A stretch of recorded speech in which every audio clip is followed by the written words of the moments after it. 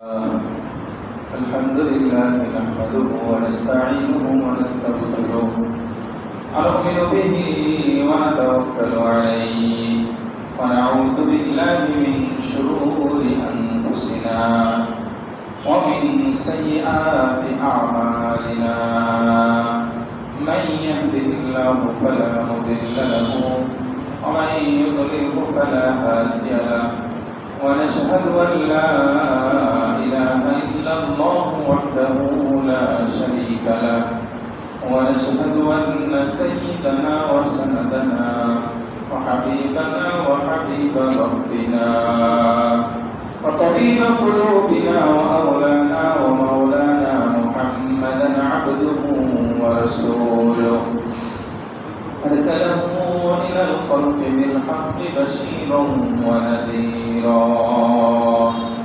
وداعيا إلى الله بإذنه وسراجا وقمرا منيرا أما بعد فقد قال الله سبحانه وتعالى في كلامه المجيد والفرقان الحميد أعوذ بالله من الشيطان الرجيم بسم الله الرحمن الرحيم يمحق الله الربا ويربي الصدقات وقال صاحب القرآن صلى الله عليه وسلم بادروا بالصدقة فإن البلاء لا يتخطاها أو كما قال النبي صلى الله عليه وسلم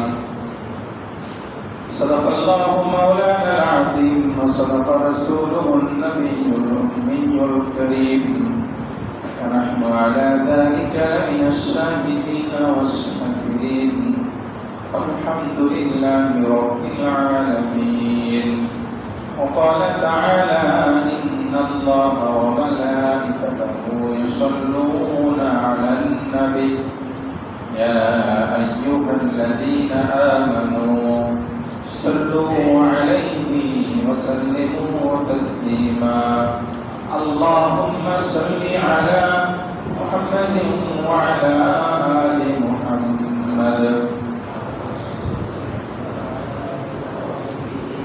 وعلى آل إبراهيم إنك حميد مجيد اللهم بارك على محمد وعلى آل محمد كما باركت على إبراهيم وعلى آل إبراهيم إنك حميد مجيد بلغ العلا في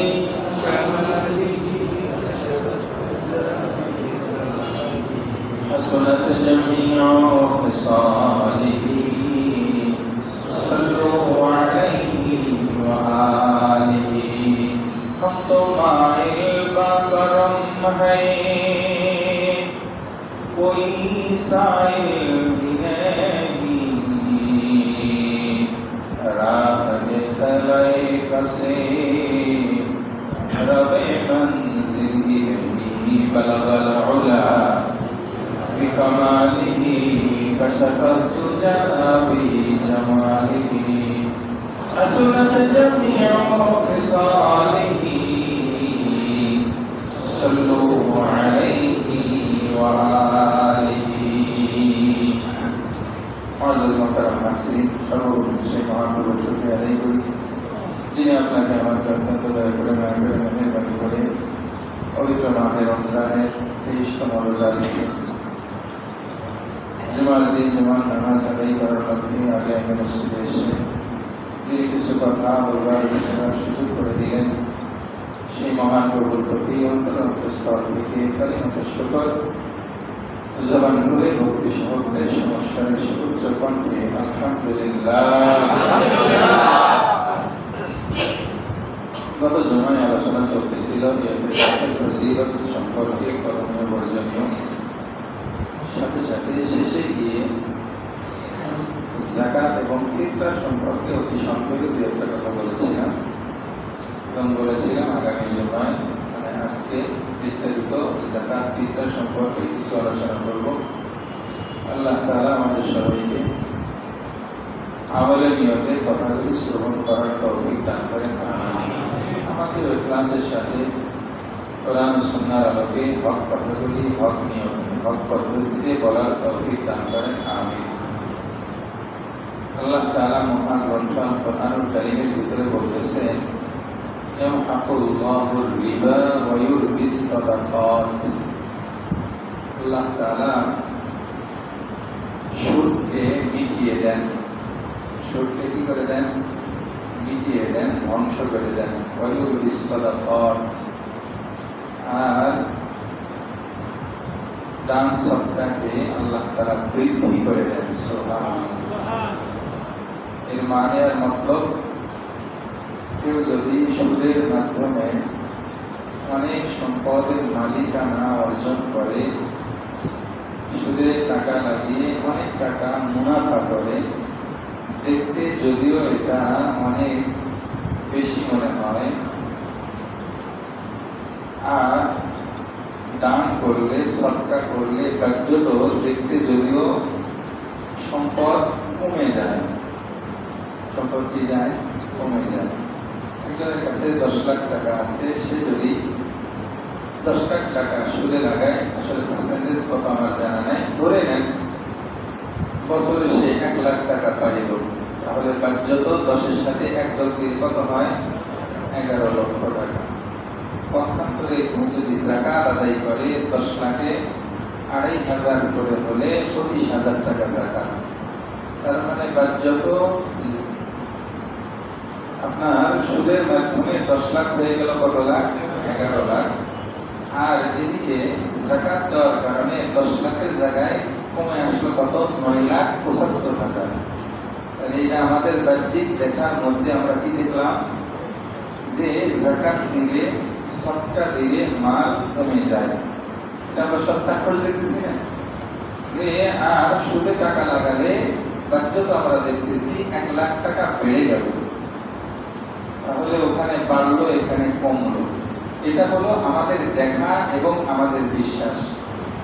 কিন্তু আল্লাহ তাআলা এই দেখার উল্টা আমাদেরকে মেসেজ দিচ্ছেন, ইয়ামহাকুল্লাহুর রিবা। এই তোমরা যদিও 10 লাখকে 11 লাখ দেখতেছো, কিন্তু এই 10 আসলে 11 হচ্ছে না, বরং এটা আমি মিটিয়ে দিচ্ছি। আর যাকাতের কারণে, সদকার কারণে তুমি যদিও দেখতেছো 10 লাখের কাছে কমে কত হলো? 9,75,000 হলো। যদিও দেখতে এটা কম হয়, কিন্তু এটার ভিতরে আমি আল্লাহ তাআলা বৃদ্ধি করে দেব। সুবহানাল্লাহ। এটা হলো কথা। বিশ্বনবী সাল্লাল্লাহু আলাইহি ওয়াসাল্লামের অন্যতম সাহাবী, যিনি সবচেয়ে বেশি হাদিস রওয়ায়াত করেছেন, নাম কি? আবু হুরায়রা রাদিয়াল্লাহু তাআলা। অনেক দিন বয়ান শোনার পরেও যদি আমরা এরকম কিছু তথ্য আমাদের নিকটে না থাকে, তাহলে তো এটা হলো না, তাই না? সবচেয়ে বেশি হাদিস রওয়ায়াত করেছেন কে? আবু হুরায়রা রাদিয়াল্লাহু তাআলা। উনি বলেন, عن ابي هريره رضي الله تعالى عنه قال قال النبي صلى الله عليه وسلم ما نقصت من مال صدقه। এ আমার উম্মতেরা রে, তোমরা যদিও দেখতেছো সদকার মাধ্যমে তোমাদের সম্পদ কমে যাচ্ছে, কিন্তু আমি রাসূল তোমাদেরকে মেসেজ দিচ্ছি, সদকা এবং দানের দ্বারা তোমাদের সম্পদ থেকে 1 বিন্দু পরিমাণও কমে না। মা নাকাসাত, নাকাসা ইয়ানকুসু, মানে কমে যাওয়া। কি যাওয়া? কমে যাওয়া। কিন্তু আল্লাহ নবী কি বলতেছেন? মা নাকাসাত, কমবে না। মিন মালি সাদাকা, সদকা দিলে মাল থেকে কিছু অংশ কমে যাবে, এটা মিথ্যা কথা, এটা কমবে না। আল্লাহ কোরআনে বলতেছেন, সদকা করলে সম্পদ বাড়ে। আল্লাহ নবী বলতেছেন, সম্পদের ভিতরে যদি দান করা যায়, তাহলে আল্লাহ তাআলা এই দানের বিনিময়ে আল্লাহ তাআলা সম্পদের ভিতরে কোনো কমতি করেন না। বলে ব্যাপারে আমরা বুঝতে পারি এরকম বলে বরকতহীন আল্লাহ তাআলা করে দেন ওই সুদ ভিত্তিক লেনদেনগুলোকে। আর দান সদকা যে সম্পদ থেকে করা হয় এটার ভিতরে আল্লাহ তাআলা বরকতে ভরপুর করে দেন। বরকতের পদ্ধতি বিভিন্ন ক্যাটাগরিতে হয়। একটা ব্যাপারে আল্লাহর নবী বলেন বাতিরু বিসসাদাকাহ, এ আমার উম্মতেরা তোমরা দান সদকার ব্যাপারে খুব বেশি প্রতিযোগিতা করো, খরচ করার ব্যাপারে খুব বেশি প্রতিযোগিতা করো। কেন? ইন্নাল বালাআ লা ইয়াতাফাত্তাহুহা, তার কারণ হলো এই দান সদকা করার বিনিময়ে আল্লাহ তাআলা তোমাকে এত বড় একটা হাতিয়ার দান করবেন, যেই হাতিয়ার এবং ঢাল পার হয়ে তোমার পর্যন্ত বালা মুসিবত পৌঁছতে পারবে না। সুবহানাল্লাহ। তার মানে আমরা অনেক সময় বালা মুসিবতে আমরা আক্রান্ত হয়ে যাই, বিভিন্ন প্রকার বালা মুসিবত। এই বালা মুসিবত থেকে বাঁচার জন্য অন্যতম একটা পন্থা এবং পথ হলো আল্লাহর রাস্তায় দান সদকা করা। সুবহানাল্লাহ। ওই দান সদকা এটা কি শরিয়া বলে না। দান সদকা কয়েক শ্রেণীতে বিভক্ত। এক নাম্বার হলো ফরজ, দুই নাম্বার ওয়াজিব, তিন নাম্বার নফল।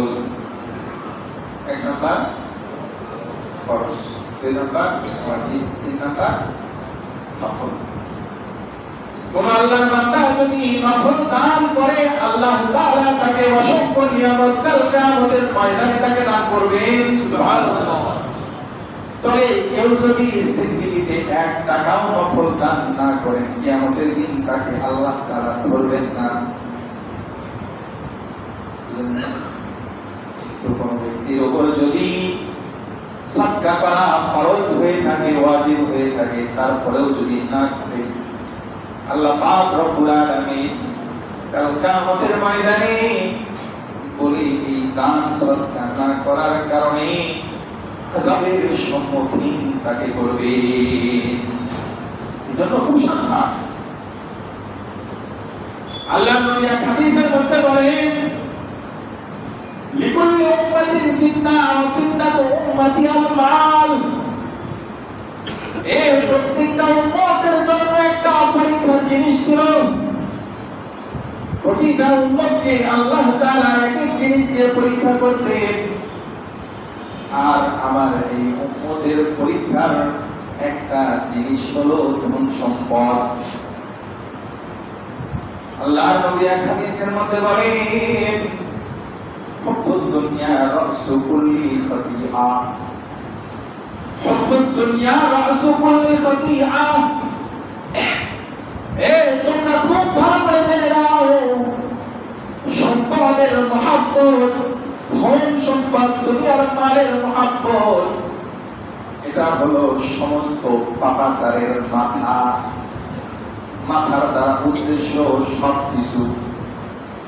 আমরা সমস্ত অপরাধ যদি দেখি, এই অপরাধের গোড়া খুঁজতে খুঁজতে দেখবো এটার সাথে দুনিয়ার সম্পর্ক। কথা বুঝেছি? এই জন্য সম্পদ এটা আমাদের জন্য পরীক্ষার জিনিস। এই জন্য কেউ সম্পদশালী হয়ে গেলে আমরা তাকে যদিও বাহ্যিক সফল মনে করি, বাস্তবতা হলো ভিন্ন। আসলে সে সফল তখন হবে যদি সে সম্পদের হক আদায় করে।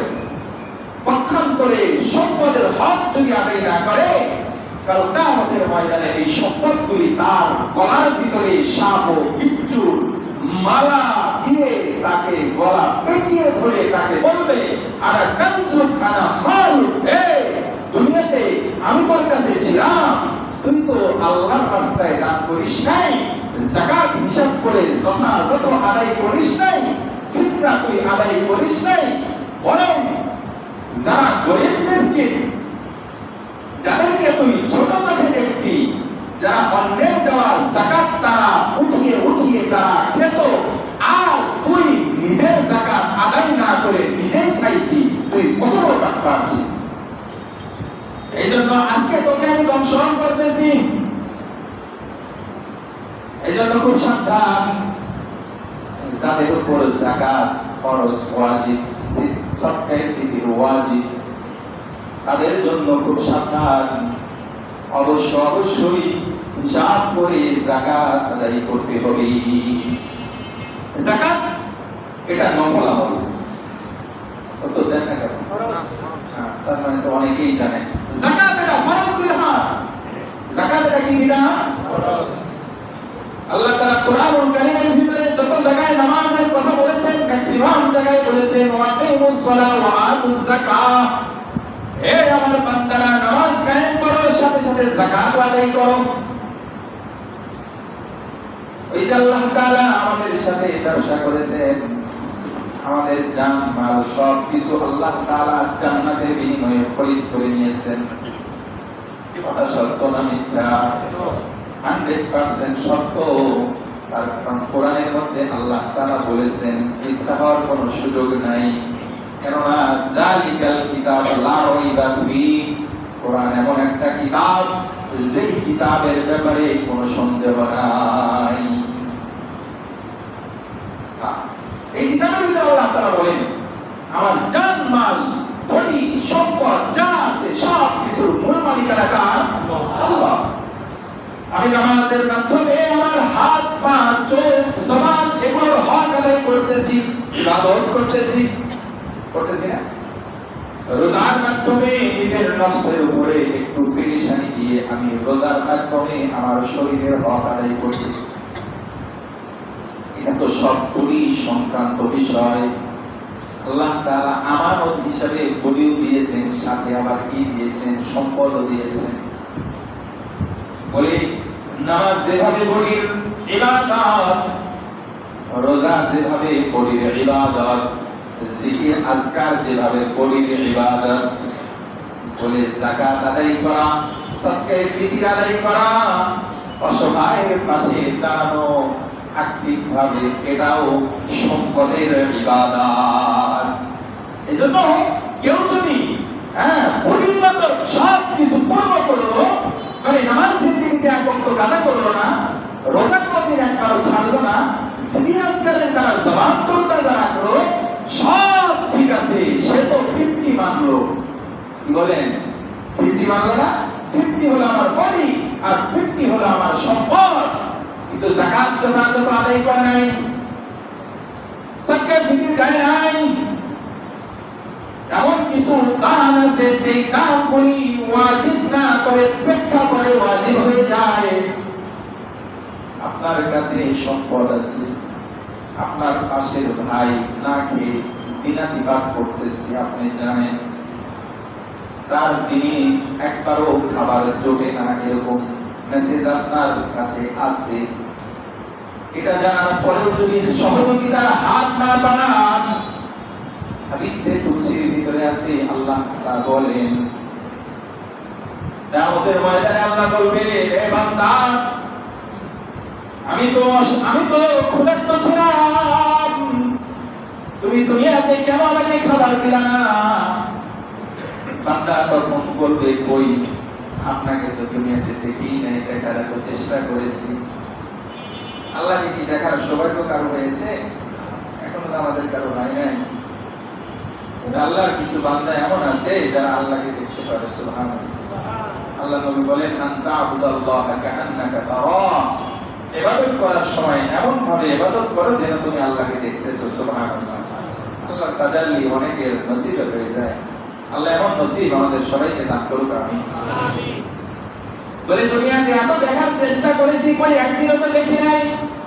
বলে দেখো না, এই হচ্ছে তোমার পাশের বাড়ি আমি ছিলাম, তোমার আপন ভাই ছিলাম, তুমি তো বড় বড় পান নিয়ে সুন্দর সুন্দর খাবারের আয়োজন করে খাবার খাইতা, কিন্তু কিন্তু আমার বাসায় চাউল ছিল না, না খেয়ে আমি জীবনযাপন করেছি।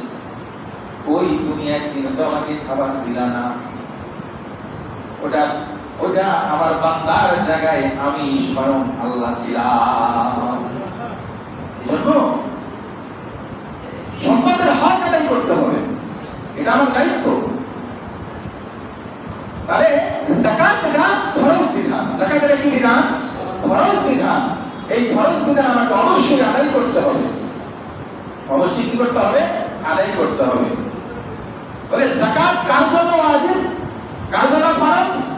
বলে যার কাছে নিসাব পরিমাণ মাল আছে। সদকায়ে ফিতর কার উপর ওয়াজিব? বলে যার কাছে নিসাব পরিমাণ মাল আছে তার উপর। নিসাব কাকে বলে? নিসাব একটা নির্ধারিত পরিমাণকে বলে। শরীয়তের পরিভাষায় নিসাব যাকাত হলো 7.5 ভরি স্বর্ণ অথবা 52 ভরি রূপা। এই পরিমাণ রূপা অথবা স্বর্ণ কারো কাছে যদি থাকে তার উপর যাকাত ফরজ। কতদিন থাকলে? বলে পূর্ণ 1 বছর থাকলে। কতদিন থাকলে? পূর্ণ 1 বছর তার কাছে এই পরিমাণ সম্পদ যদি থাকে। আচ্ছা, স্বর্ণ নাই, রূপাও নাই, কিন্তু এই পরিমাণ ব্যবসায়িক পণ্য আছে, আটা আছে, চাল আছে, ঔষধ আছে, কথা বুঝেছে, চিনি আছে, মানে যেগুলো পণ্য হতে পারে আর কি। অথবা ল্যান্ড আছে, জমি কিনছে ব্যবসার নিয়তে। কিসের নিয়তে? ব্যবসার নিয়তে। এই জমিটা কিনে রাখলাম, দাম বাড়লে বিক্রি করে ফেলবো, এটাও ব্যবসায়িক পণ্য। একটা ফ্ল্যাট কিনে রাখছে থাকার জন্য না, এই জন্য কিনে রাখছে যে এই ফ্ল্যাটটা কিনে রাখলাম, এটা দাম বাড়লে বিক্রি করবো, এটাও ব্যবসায়িক পণ্য। আপনারা বুঝেন নাই? কিছু ফার্নিচার কিনে রেখেছে যেটা তার জরুরত না, সে কিনে রাখছে এই জন্য এই ফার্নিচারটা দাম বাড়লে বিক্রি করে দিবে। এরকম অনেক কিছু হতে পারে। মোট কথা ব্যবসার নিয়তে যেটাই কেনা হবে এটা যাকাতের নিসাবের ভিতরে গণনা করা হবে। পক্ষান্তরে কোটি টাকা দিয়ে বাড়ি বানাইছে নিজে থাকার জন্য, এর উপর যাকাত নেই। গাড়ি কিনছে, এর উপর যাকাত, আপনারা বুঝাইছে, এটার উপর কি হবে না? যাকাত হবে। তাহলে যাকাতের জন্য শর্ত হলো মাল নিসাব পরিমাণ হতে হবে, 1 বছর অতিবাহিত হতে হবে। আচ্ছা, গেল। যাকাত আদায় করে প্রত্যেক বছর মাহে রমজানের যে কোনো একটা নির্ধারিত সময় অথবা বছরের যে কোনো সময়। আমাদের ভিতরে অনেকের এমন একটা ধারণা আছে যাকাত প্রতি রমজানে দিতে হয় না। আপনি যাকাতের মালিক হয়েছেন শাওয়াল মাসে অথবা জিলহজ মাসে অথবা সফর মাসে অথবা অন্য কোনো মাসে, আপনি নিসাব পরিমাণ মালের মালিক হয়েছেন। পরবর্তী বছর পর্যন্ত এই পরিমাণ টাকা আপনার কাছে ছিল, রমজান আসে নাই, মানে রমজান মাঝখান দিয়ে চলে গেছে, পরবর্তী রমজান আসার আগেই আপনার 1 বছর হয়ে গেছে। এটাকে শরীয়তের ভাষায় বলে হাউলানে হাউল। সবাই একটু বলার চেষ্টা করেন, হাউলানে হাউল মানে 1 বছর পরিপূর্ণ হওয়া। 1 বছর পরিপূর্ণ হয়ে গেছে, এইবার রমজান না আসলে ওই বছর পূর্ণ হওয়ার সাথে সাথে আপনার উপর যাকাত ফরজ। এজন্য বছরের মাঝখানেও যদি আপনার উপর নিসাব পরিমাণ মালিক আপনি হয়ে যান, তখন থেকে এই যাকাতের হিসাব আপনাকে রাখতে হবে। ঠিক আছে তো ইনশাআল্লাহ? হ্যাঁ, এই যাকাতটা আপনাকে বের করতে হবে হিসাব করে। কি করে? হিসাব করে। এই যাকাত ফরজ হওয়ার জন্য আপনাকে আকিল হতে হবে, বালিগ হতে হবে, মুসলমান হতে হবে, এরকম কিছু শর্ত শারাইত আছে। যাই হোক, এখন যাকাত যখন আপনার উপর ফরজ, এই যাকাতটা আপনার নির্ধারণ করতে হবে হিসাব করে। নির্ধারণ করা ছাড়া, নিয়ত করা ছাড়া আপনি যদি আপনার সম্পদের অর্ধেক দান করে দেন, আপনার যাকাত আদায় হবে না, আপনার জিম্মা থেকে যাকাত যাবে না। আপনি মনে করেন 10 লাখ টাকা আপনার কাছে ছিল, আপনি দান করে দিয়েছেন 5 লাখ টাকা, তারপর আপনার জিম্মা থেকে যাকাতের যে একটা ফরজিয়ত ছিল সেটা যাবে না। বরং আপনাকে হিসাব করে আপনাকে নিয়ত করতে হবে আমি যাকাত হিসাবে এই টাকাটা দান করলাম। তাহলে আপনি অনলি 25,000 টাকা দিলে আপনার থেকে যাকাতের ফরজিয়ত আদায় হবে। পক্ষান্তরে নিয়ত ছাড়া, যাকাতের নিয়ত ছাড়া আপনি যদি যাকাতের পরিমাণের চেয়ে অনেক বেশিও দান করে দেন, তারপরও যাকাত আদায় হবে। বলে এটা আবার কেমন কথা, বলে এটা হলো শরীয়তের বিধান, আপনার বুঝে আসলেও এটাই ঠিক, না আসলেও এটাই ঠিক। কথা বুঝে আইছে? তাহলে যাকাত আমাদেরকে আদায় করতে হবে হিসাব করে। বলে আসলে হিসাব করা তো আসলে কঠিন, বিশেষ করে যারা ক্ষুদ্র ব্যবসায়ী আছে, মাল আছে 5 লাখ টাকার আনুমানিক, কিন্তু সবগুলির এমআরপি ধরে ধরে ধরে ধরে মালের হিসাব বের করাটা কঠিন, তাই না? বলে তখন কি করতে হবে? আন্দাজ করতে হবে। আন্দাজের ক্ষেত্রে আমানতদারিটা নিজের ভিতরে আনতে হবে। আপনার মনে হচ্ছে এখানে 10 হতে পারে, 15 হতে হবে, ধরতে হবে 15। কথাটা বুঝেন নাই? মনে হচ্ছে আসলে 10,000 আছে, 7,000 দিয়ে 5,000 দিয়ে চালাকি তো করবেন আপনি মনে মনে, কিন্তু দেখলেন কি আল্লাহ, আল্লাহর সাথে চালাকি চলে। তার মানে আপনার যতদূর সম্ভব হিসাব করে আপনাকে ধরতে হবে আমার এত টাকা সম্পদ আছে, এই সম্পদের যাকাত আপনাকে আদায় করতে হবে। যাকাত কাকে দিতে হবে? এই নামাজের এক মুহূর্তে এক ভাই বলতেছিলেন উনি ভুল করে ওনার মেয়েকে যাকাত দিয়ে ফেলছে। বুঝলেন না? হুজুর মেয়েকে তো আগে যাকাত দিলে হয় না, না জানে না হতেই পারে, কারণ সব তো জানা থাকলে বিষয়টা এমন না। তবে দ্বীনি কাজ করতে গেলে আমরা অবশ্যই একজন যোগ্য অভিজ্ঞ আলেমের শরণাপন্ন হব। অন্যথায় আমও যাবে, সালাও যাবে, কষ্ট করে যাকাত আদায় করবে, পক্ষান্তরে আপনার জিম্মায় যাকাতের ফরজিয়ত থেকেই যাবে। বুঝেন নাই? এই জন্য যাকাত আদায় করতে হবে হিসাব করে এবং নিয়তের সাথে। এই যাকাতটা আপনি দিবেন। যাকাত কাকে দিবেন? যাকাত দিবেন যাকাতের ক্ষেত্রে দেওয়া যাবে না কাকে, এটাকে বুঝতে হবে। যাকাত দেওয়া যাবে না নিজের উসুল কি আর নিজের ফুরু কি। উসুল কি? নিজের পূর্বপুরুষ। ফুরু কি? নিজের পরবর্তী প্রজন্ম। পূর্বপুরুষের ভিতরে মা, বাবা, দাদা, দাদি, নানা, নানি, এর উপরে যারা আছে, নিচে নিজের ছেলে, মেয়ে, নাতি, পুতি, এর নিচে আরো যত থাকতে পারে। কথা বুঝেন নাই? এছাড়া আপনি সবাইকে যাকাত দিতে পারবেন। তবে এখানে আমার একটা পেঁয়াজ আছে, সেটা হলো স্ত্রী স্বামীকে যাকাত দিতে পারবে, স্বামী স্ত্রীকে যাকাত দিতে পারবে না। স্ত্রী কাকে দিতে পারবে না? স্বামীকে দিতে, স্ত্রী স্বামীকে দিতে পারবে, কিন্তু স্বামী কাকে দিতে পারবে না? স্ত্রীকে যাকাত দিতে পারবে না। কারণ বলে স্ত্রীর ভরণ পোষণের পূর্ণ দায়িত্বকার স্বামী, স্বামী তো অর্থশালী, এই জন্য তার যাকাত স্ত্রীকে দিতে পারবে। ভাই ভাইকে যাকাত দিতে পারবে, ভাই বোনকে যাকাত দিতে পারবে, বোন ভাইকে যাকাত দিতে পারবে, চাচা ভাতিজাকে দিতে পারবে, ভাতিজা চাচাকে দিতে পারবে, ফুফুকে দিতে পারবে, খালাকে দিতে পারবে, খালাকে দিতে পারবে, ফুফাকে দিতে পারবে। মোট কথা আরো যারা নিকটস্থ আত্মীয় স্বজন আছে সবাইকে দিতে পারবে। কথা বুঝে গেছে? এই যে যাকাতের খাত। এবার আসেন, আর হলো ধনীকে দিতে পারবে না। কাকে দিতে পারবে না? ধনী। ধনী কাকে বলে? ওই যার কাছে নেশাব পরিমাণ মাল আছে। যার কাছে কি আছে? নেশাব পরিমাণ মাল আছে। আমি জানি ওর কাছে নেশাব পরিমাণ মাল আছে, কিন্তু ওর সাথে সম্পর্ক ভালো, ওকে ধরা হয় গরিব হিসাবে। আমরা গরিব হিসেবে ধরি, কিন্তু আসলে সে নেশাব পরিমাণ মালের মালিক, ওকে যাকাত দিলে যাকাত আদায় হবে না। কথাটা বুঝেন নাই? এই জন্য হিসাব করে যাকাত আমরা আসল খাতে আমরা যাকাত দেব। যাকাত দেওয়ার জন্য সবচেয়ে সুন্দর পথ আমাদের বাংলাদেশের মধ্যে আলহামদুলিল্লাহ কওমি মাদ্রাসাগুলো আছে। সেই মাদ্রাসাগুলোতে লিল্লা বোর্ডিং আছে, অক্ষরিত মাদ্রাসা। আপনি খোঁজ নিলেই জানবেন প্রত্যেক এলাকাতেই আছে, যেখানে লিল্লা বোর্ডিং আছে। অসহায় বিধীন ছাত্ররা যেখানে ফ্রি লেখাপড়া করে, ফ্রি তারা খাবার খায়, পোশাক পরিচ্ছদ দেওয়া হয়। এই সমস্ত মাদ্রাসায় আপনি যাকাত দিবেন এবং নিজের নিকট আত্মীয় যারা দরিদ্র আছে তাদেরকে দিবেন, নিজের প্রতিবেশী যারা আছে তাদেরকে দিবেন, ফকির মিসকিনকে দিবেন এবং এমন মুসাফিরকেও দিতে পারবেন যে বাড়িতে অনেক অর্থশালী, অর্থ সম্পদ আছে, কিন্তু সফরে এসে তার কাছে কোনো টাকা পয়সা নাই, সে বিষয়ে অসহায় হয়ে গেছে, তাকেও যাকাত দিলে যাকাত আদায় হবে। সম্পদ অনেক ছিল কিন্তু ঋণগ্রস্ত হয়ে সব সম্পদ শেষ হয়ে গেছে, তাকেও যাকাত দিতে পারবে। সদকায়ে ফিতরের নামও একই।